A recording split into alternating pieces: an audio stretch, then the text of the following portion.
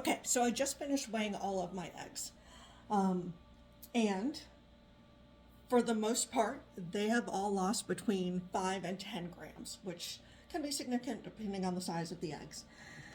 So for instance, this egg, I think I've shown it before, Charlotte 2, 213. It was 165 grams when I collected it. It's now 160.8. So what we will do here in a little bit after I'm done with this taping and the candling is I will show you electronically what that looks like on the weighing tool and whether or not we're on track. Okay, so this next piece is candling the eggs. This is going to be the first time I'm doing it. So at 7 days, we should start seeing some kind of veining that will tell us that an egg is developing. And if it's not, then I might keep it another couple days or I might just call it a dud. I use, and the lights are out right now, but I use the Brinzia egg candler. I'm going to hold an angle so it's got a nice base so I can literally just keep it on the table. I don't have to use two hands with it, which I like. There are other candlers that look a lot like a flashlight. They're pretty inexpensive. There's some that are electric. I like the battery operated. In the event that I have ladies that want to sit, I can just walk it out there and check their eggs. You find the candler that works for you. So what we're going to do is we're going to carefully, oh, this is beautiful. I hope you can see it. So look, you can already see some veins in that video and that yolk down at the bottom. So this is a viable egg. Now, ideally, if I can get my hands to work, you also see that air cell up there. So I'm going to lightly trace it with a pencil. And we're going to watch that develop as things go on.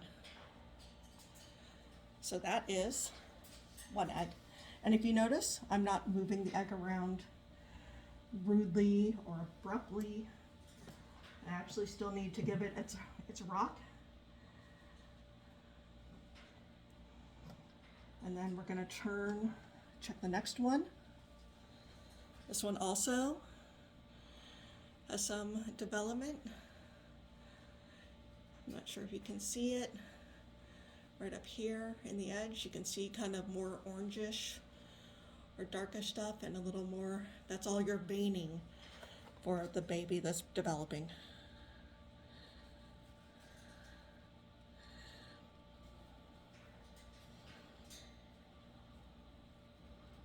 I'm just kind of, so again, I'm not abruptly moving my eggs. I'm being very, very gentle with them. And the baby I hope to meet, while I also get my eggs pointed upright with that X. Okay, so this one, you can see it looks a little different. There's a lot of white and an egg yolk.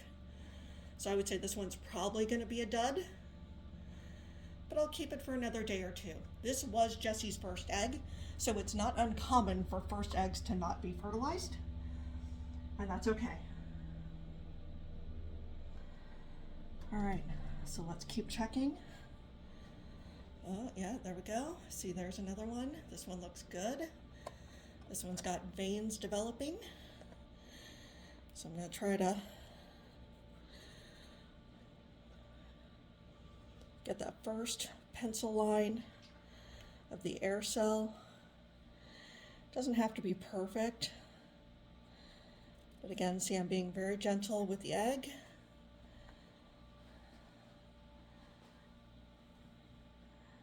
I'm gonna just rock it back and forth to turn it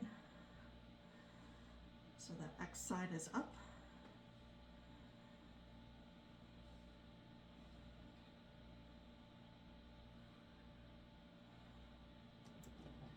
Okay, let's see how this one's doing.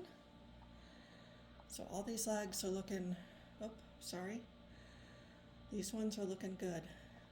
So hopefully you can see the difference between that other egg and this egg. I know the light might be a little abrupt for you.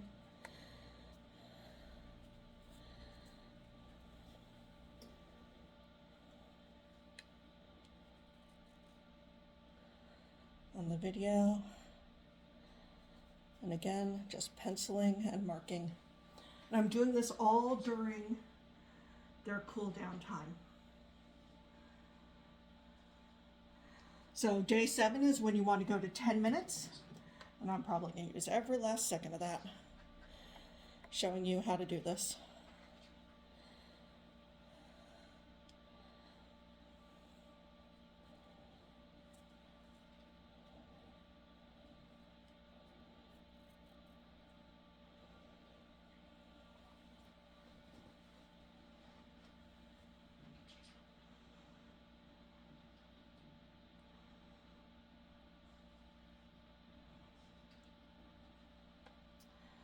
Okay, so let's see how Dorian and Flora and Angel are going. Okay, this egg, you can see there's not a lot of variance in it. You can pretty much see the yolk,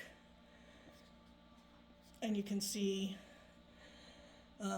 just kind of a lot of emptiness, no real veining in there.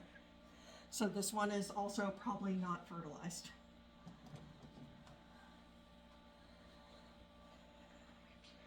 Same with this one. Not a lot of fertilization. You just don't see any kind of activity in fertilization.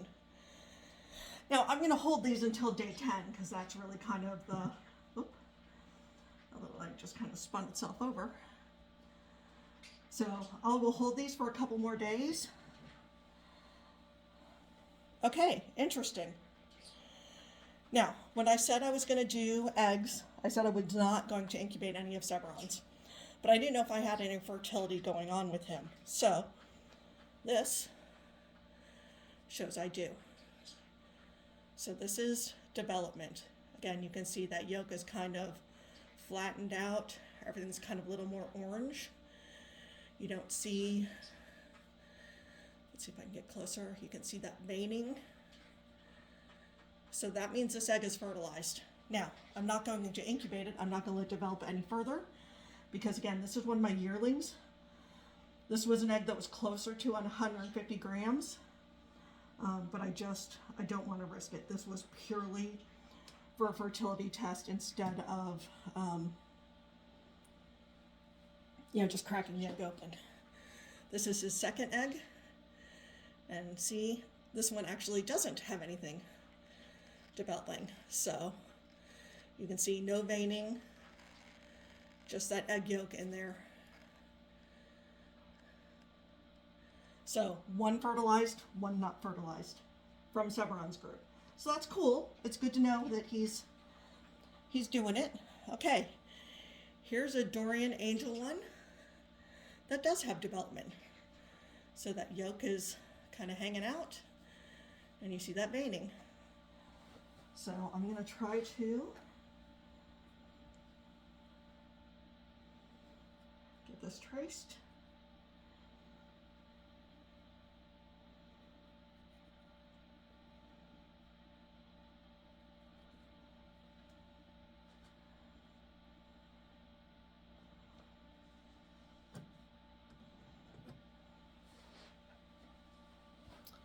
And another one with some beautiful development, veins and a yolk. We're about 9 minutes, so I'm going to trace this, get these back in the incubator. But you can see on these that the air cells at the beginning are very small, and they get much more prominent as development happens. But it's pretty cool. Look at that veining. I don't know if it shows up.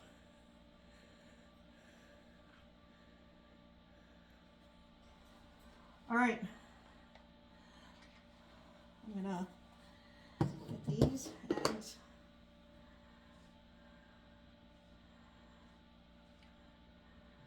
back in the tray. So all my eggs that have development now have marking on them. They have their first pencil lines.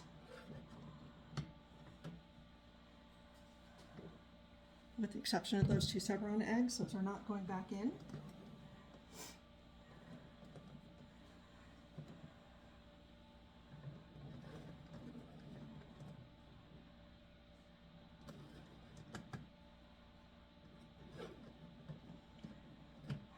And then the other thing that I'm going to note is, so I've got 5 of 6 Milos are fertilized, and 2 of Dorians.